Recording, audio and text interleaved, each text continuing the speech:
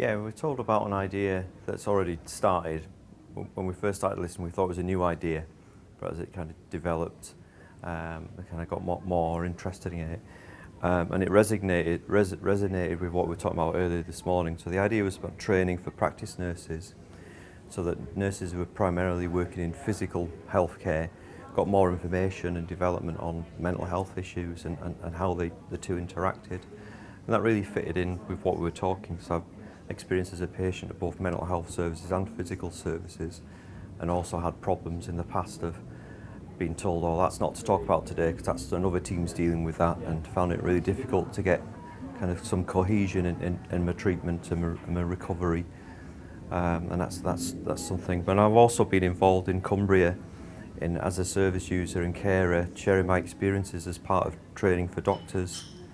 And we've been able to, as a team of us, have been able to write our own scripts based around the trainee doctors' learning objectives. So I was quite excited to see what they were doing. That's why I was so interested in the idea.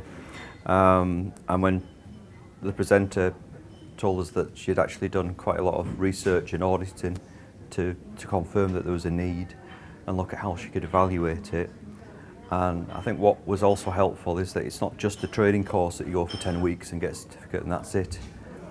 It's creating a community of learning, as she described it, where people are building networks with each other, fellow practitioners, with third sector providers, and establishing relationships that will help them improve their care and access to information to help patients.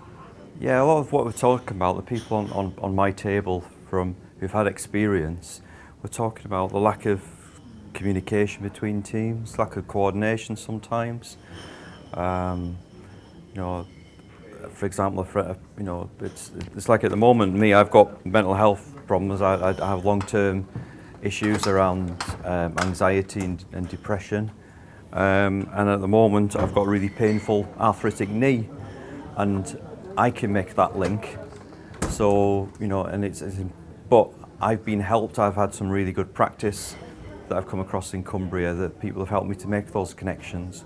So when I noticed last week that I was feeling a lot more anxious than usual, started getting chest pains, started kind of getting a few spatial awareness problems of thinking, oh, this doesn't feel quite right, I was able to reassure myself quite quickly and work through thinking, well, my knee's really painful today, I'm feeling really tired, so how's that, and reflect myself rather than panic and think, I'm having a psychotic episode here, I need to seek help. So I was able to make that connection, and that's really been through the kind of the collaborative approach that I benefited from back in Cumbria, so which has differed from other parts of the country where I've lived, where I've not always had that joined up service. I hope so, because that's one of the things that we were asking the kind of the lay people that were here. It's kind of what happens next. It's what we were talking about over lunch, and on the feedback sheet, it was one of the comments I put is how do we kind of continue to join in the debate that's going to go on. What ideas, how do we thoughts, and there was a discussion earlier on. We were kind of saying, well, an example was given by one of the speakers earlier. A question was asked around this idea, I think it was government policy, that everybody with long-term mental health problem was given a physical health check through the GP.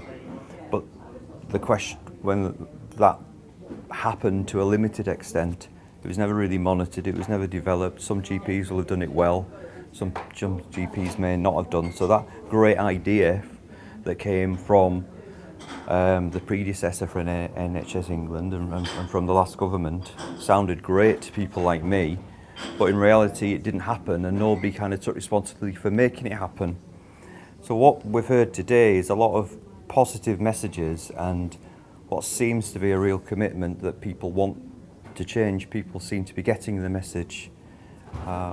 Sue Bailey, who spoke, she came to Cumbria for an event that was organised by the third sector, and different commissioning groups and trusts came, and that was around the theme of parity between mental health and physical health, under the theme of no health without mental health, and trying to kind of explore what we can do in Cumbria as a collaboration.